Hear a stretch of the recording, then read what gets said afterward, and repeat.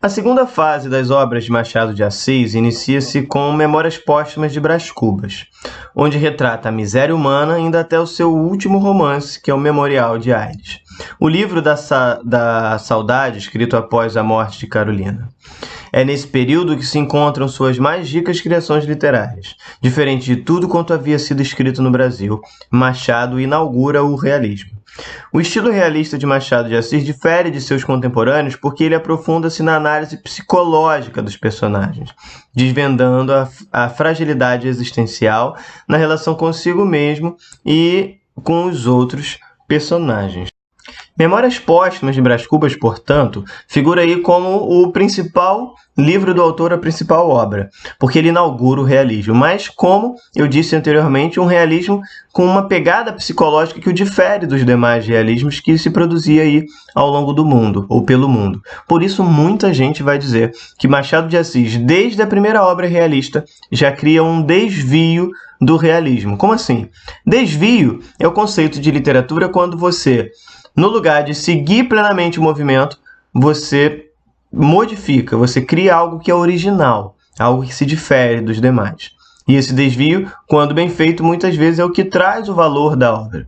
Eu não estou dizendo que esse é o caso de Memórias Póstumas, no caso do valor, mas certamente que ele constrói o desvio, isso sim, a gente pode observar. Porque desde o início, trata-se de uma memória de alguém que já morreu. Só que não é alguém que morreu metaforicamente, é alguém que de fato morreu e já está sendo corroído pelos vermes, como é colocado no prefácio do romance. Então, você tem um realismo que já traz um elemento aqui de fantasia no seu narrador.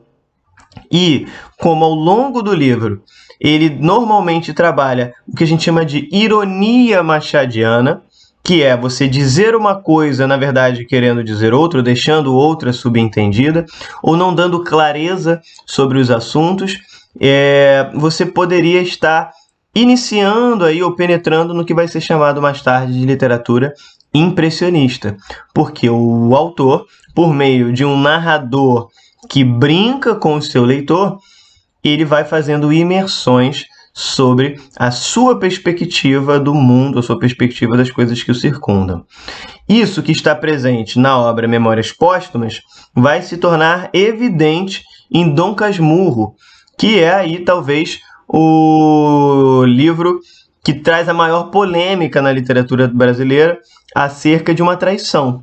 Trata-se de um narrador que conta a história da sua vida, que se apaixona por uma mulher com a qual se casa e com a qual tem um filho.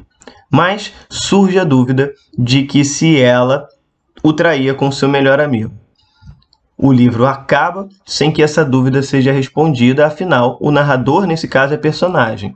E ele nos deixa o tempo inteiro com a pulga atrás da orelha de se é possível acreditarmos no que ele diz ou se é apenas uma maluquice da cabeça dele.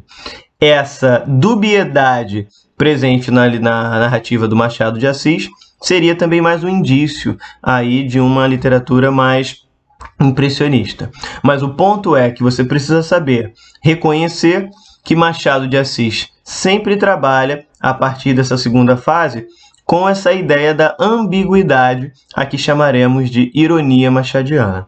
Isso vai estar presente também em alguns contos. Machado de Assis é muito ácido em criticar a burguesia, em falar de como se comportava a burguesia de sua época de uma maneira vazia, né?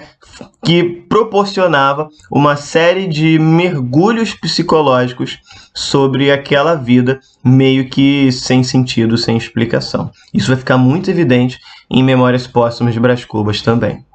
Então temos aí os seguintes romances compondo a segunda fase: Memórias Póstumas de Brás Cubas, Quincas Borba, Dom Casmurro, Esaú Jacó e Memorial de Aires. Uma questão curiosa aí é que Quincas Borba trata de uma personagem que aparece em Memórias Póstumas de Brás Cubas.